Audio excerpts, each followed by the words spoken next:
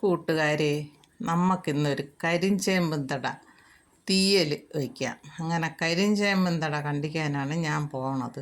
ഇതാ കരിഞ്ചേമ്പും തട ഇഷ്ടം പോലെ പൊടിച്ച് കിടക്കുകയാണ്. ചേമ്പും തട ഇത് കറുത്ത ചേമ്പാണ്. തീയൽ വയ്ക്കാനും പുളുങ്കറി വയ്ക്കാനും ഒക്കെ പറ്റിയതാണ്. ഞാനതിൻ്റെ ഒരു തട പുള്ളും വേണ്ട, അതിൻ്റെ പകുതി മണ്ടയെന്നാണ് എടുത്തിരിക്കുന്നത്. അത്ര വലിയ തടയാണ്. ഒരു തട കട്ട് ചെയ്ത് ആ ഒരു തട മതി എനിക്ക് ഒരു ദിവസത്തേക്കുള്ളത്. അതിനെ രണ്ടായിട്ട് മുറിച്ച് പിന്നെ അതിനെ ഉരിച്ചെടുക്കണം. ഒരു കറിക്കുള്ളത് അത് മതി. ഒരു തട പുള്ളെടുത്തില്ല, പകുതിയെ എടുത്തുള്ളൂ. എന്നിട്ട് അതിനെ നമ്മൾ ഇതുപോലെ അതിൻ്റെ തൊലിയെ ഉരിച്ചെടുത്ത് കളയണം. ഉരിച്ചെടുത്ത് കളഞ്ഞിട്ട് ചെറുതായിട്ട് കട്ട് ചെയ്ത് ഇതിൽ ഉള്ളിയും കൂടെ ഇട്ട് നമ്മൾ വയ്ക്കുന്നത്. ഇത് ചെറുതായിട്ട്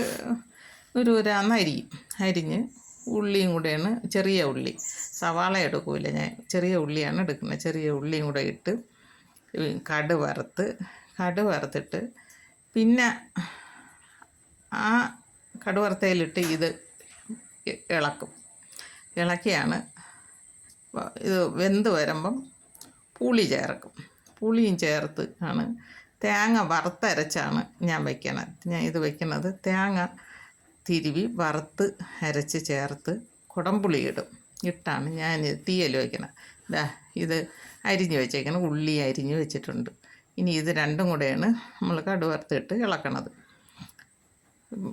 തേങ്ങ ചെറുതായിട്ട് തിരുവി വറുത്ത് അതിൽ മുളക് പൊടി മല്ലിപ്പൊടി ഇട്ടാണ് എടുത്ത് കുടംപുളിയും ഇട്ട് വഴറ്റിയെടുക്കും. അപ്പം നല്ല തീയലാണ്. ഇതൊക്കെ നല്ല വയറ്റിന് നല്ല സുഖമാണ്. ഇത് ഇങ്ങനെയുള്ള പച്ചക്കറിയൊക്കെ കഴിച്ചാൽ. എൻ്റെ ഈ വീഡിയോ ഇഷ്ടമായെങ്കിൽ എനിക്ക് ലൈക്ക് ചെയ്യണം, ഷെയർ ചെയ്യണം, സബ്സ്ക്രൈബ് ചെയ്യണം.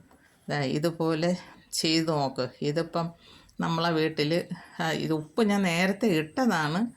അത് ഉപ്പ് കുറവായിട്ട് ഇപ്പോൾ ഇട്ടതാണ്. എല്ലാവരും ഇതുപോലെ ചെയ്ത് നോക്ക്.